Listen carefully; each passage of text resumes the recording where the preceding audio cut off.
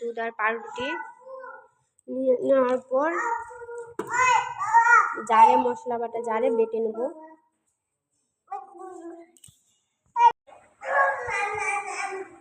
ডিম আর দুধ দেওয়ার পরে এইভাবে হয়েছে বাটারটা। আর এই অবস্থায় নেমে নেব। করার জন্য কেউ যদি না চাও তাহলে নাও দিতে পারো। করেছি কিন্তু কখনো শেয়ার করা হয়নি, তাই আজকে করছি।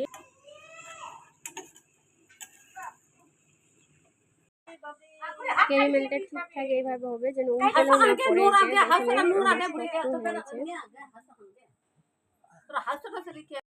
ঠিক এইভাবে ক্যারামেলের জায়গায় ঢেলে নেব।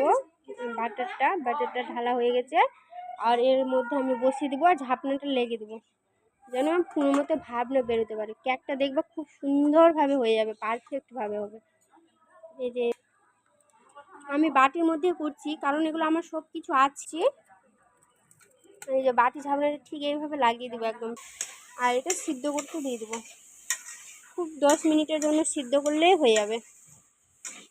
ঠিক এইভাবে বসিয়ে দেবো আর উপর দিয়ে একটা ঝাঁকনা দিয়ে দিচ্ছি। আমি মাঝে না দুবার পুডিংটা দেখে নিয়েছি আর এই বাটিটাও তুলে দিয়েছি আর দেখিয়ে দিচ্ছি তোমাদের পুডিংটা কত সুন্দরভাবে হয়েছে। এই যে দেখুন কত সুন্দরভাবে পুডিংটা হয়ে গেছে আর ঢেলে নিলে এত সুন্দর লাগবে। এটা আমি চামচ দিয়ে ঘুটিয়ে দেখেছিলাম যে পুরোপুরি সিদ্ধ হয়েছে কিনা।